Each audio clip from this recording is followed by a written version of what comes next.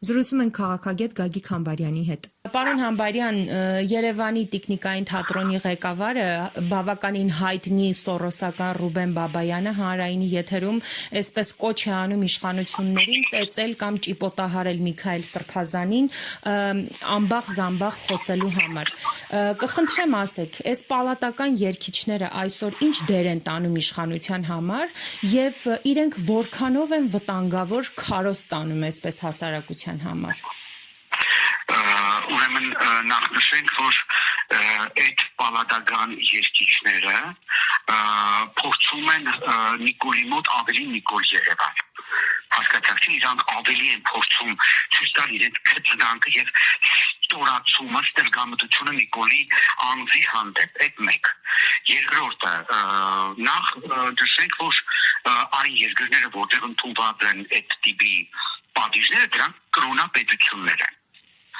Ասենք, եւ հիմնականում այդ կրոնապետությունները մահմեդական պետություններ են, ասենք Իրանը, Սաուդյան Արաբիան եւ այլն, որտեղ ընդունված են շարիաթի օրենքները։ Այսինքն մարդուն ֆիզիկական ցավ պատճառելը ծեծի միջոցով կամ փայտի կամ քարով խփելու միջոցով։ Հիմա ես ուզում եմ հասկանամ այս անձը, որը իրան շատ դարկացած էակի տեղերը, հիմա ինչ է առաջարկում, մենք տեղափոխվենք կրոնապետություն։ Ինձ այս ամեն ինչում ավելի շատ զարմացրեց այդ տկետի զառանցանքները կապված Միքայել Սրբազանի հետ, որ ամբախ-զամբախ խոսացել է, ինքն ընդհանրապես տեղյակ է Միքայել Սրբազանը ինչ մակարդակի գիտելիքներ ունի կամ ինչի մասնագետ է իրականում։ Ասենք Միքայել Սրբազանի դասախոսությունները լսելը դա հաճույք է կապված, ասենք, նույն բողոքականության հետ։ Ես հաճախակի եմ իմ ուսանողներին, ես էլ ինքս տանում եւ ժամանակին մենք լսում էինք Միքայել Սրբազանին, որովհետեւ իր նման գիտակ բողոքականության ահով իսում է Հայաստանում շատ քիչ կա։ Այդ եկեղեցիների բողոքական եկեղեցիների մասին է խոսքը։ Պարոն Համբարյան, իրենք որքանով են մեր հասարակության համար վտանգավոր այս մտավորականների անվան տակ քողարկված նմանատիպ մարդիկ, ովքեր դրսից ֆինանսավորում ունեն։ Այ խնդիրը մեր հանրության, մեր ազգի ողբերգությունից այն է, որ մենք մտավորականություն չունենք։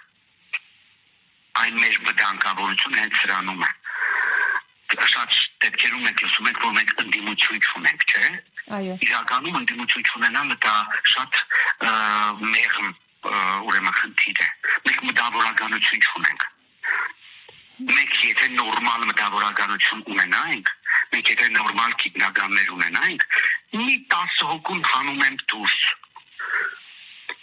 Ասենք մենք այս օրին չէինք ընկնի։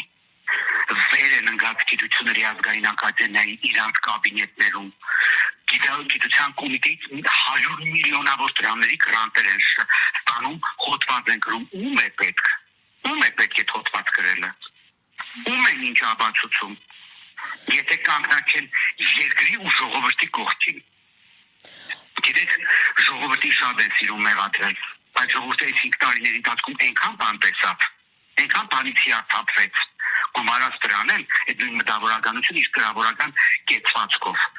Ես ավելի շատ վտանգավոր եմ համարում ոչ թե Ռուբեն Բաբայանի նման տգետներին, ովքեր կարող են այսպիսի միջնադարյան հոգեբանությամբ առաջնորդվել, այլ մեղավոր եմ համարում նաև այն մտավորականներին, ովքեր ընդամենը բամբասում եւ դժգոհում է ամեն պատի տակ գործող իշխանություններից, բայց կոնկրետ քայլեր չի ձեռնարկում, որովհետեւ երկիրը դուրս բերեն այդ վիճակից։ Ռուբեն Բաբայանները, այն Հենրիկ, չգիտես ինչաները, Հովանեսյանները, դրանք բացահայտված են։ Պարոն Համբարյան, բացահայտված են, բայց ինձ ավելի շատ այս մեր իրական իրեն մտավորականություն համարողներն են ամենաշատը վրդովեցնում։ Պարոն Համբարյան, գրանտներից խոսեցինք, նաև Ռուբեն Վարդանյանը, որ Սորոսի հիմնադրամից գումարներ է վերցրել, այդպես բավականին ակտիվ սորոսական է Հայաստանում։ Հիմա էլ օրինակ Եվրոպական միությունից մենք պետք է գումարներ վերցնենք ընտրությունների նախաշեմին, իրենք էլ ասել են, որ սատարելու են 26 թվականի ընտրություններին։ Այս ԵՄ-ի հովանավորչությամբ Հայաստանում ինչ ընտրություններ են մեզ սպասվում եւ առհասարակ Եվրոպական միության այսպես լինելիությունը, ներկայությունը Հայաստանում մեզ համար ինչ է նշանակում։ Գիտեք ամենածիծաղելին որն է, եթե ուշադիր եք նայում միջազգային գործընթացներին, գրեթե Ռուսաստանն ու Ամերիկայի Միացյալ Նահանգները Ուկրաինայի հարցում Եվրոպային գրեթե դուրս են մղել, լուսանցքում են թողել, գրեթե։ Այսպես հիմա մի փոքր այսպես քթների տակով անցնելով Բերլինում են ինչ-որ բանակցություններ վարում եւ այլն եւ այլն։ Ես զարմանում եմ Նիկոլի այսպես պրո-եվրոպամետ այսպես ավրալ արագընթաց գործընթացները, որ Հայաստանին էլ ավելի կապի Եվրամիության հետ։ Այո։ Այդ մեկ, երկրորդը, իսկ ինչ եք մտածում Եվրամիությունը պատահական է հովանավորելու գործընթացները Հայաստանի Հանրապետությունում նախընտրական կամ հետընտրական նույնիսկ։ Իհարկե ոչ։ Ինքը սեփական շահերն է առաջ տանում։ Իսկ իր սեփական շահերը, իր սեփական օգուտը այն է, որ իրենց համար, իրենք արդեն կանխորոշել են այդ ամեն ինչը, իրենց համար այս տարածաշրջանում կարևոր են թուրք-ադրբեջանական տանդեմը եւ նրանց շահերը։ Դրա համար հայ ժողովուրդը պետք է ապրի այնպես, ինչպես ձեռնտու է Բաքվին ու Անկարային, որովհետեւ դրա դիմաց Բաքուն ու Անկարան շատ բաներ են խոսացել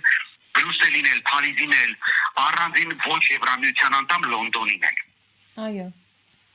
Դե հիմա էլ Հայաստան-Թուրքիա էլեկտրացանցի, այսպես միասնական էլեկտրացանցի մասին է խոսվում Եվրոպայի միջնորդությամբ։ Դա պատահական չէ, մեր ամենակարևորագույն ռազմավարական ոլորտներից մեկը Թուրքիան փորձում է իր ձեռքը վերցնել, որովհետև դա նրա համար շատ կարևոր է։ Բերեք չմոռանանք, որ Թուրքիայի համար թիվ 1 խնդիրը մեր ատոմակայանն է, եւ ինքը ամեն ինչ անելու է ատոմակայանը փակելու համար։ Իսկ մարդկանց համար այն ելանելի պայմաններ ստեղծելու եւ համապատասխան երկրի տնտեսությունը վերահսկելու համար ինչն է անհրաժեշտ էլեկտրաէներգիան։ Բերեք չմոռանանք, որ 92-ից 95 թվականի Հայաստանի Հանրապետությունը մոտ 5 միլիոն մարդ ինչի համար լքեց, որտեղ լույս չկար, որտեղ պայմաններ չկային նորմալ ապրելու, որովհետև տնտեսություն չկար։ Ինչ ուզում է լինի, տնտեսության զարգացման, ինչպես նաև մարդկանց բարեկեցության հիմքում գազ էլեկտրոէներգիան։ Եվ Թուրքիան պատահական չէ, որ աչք է դրել հենց այդ ոլորտի վրա։ Եվ ինքը ստանալու է, եւ դա ստանալու է Նիկոլի ձեռան։ Շնորհակալ եմ մեկնաբանության համար։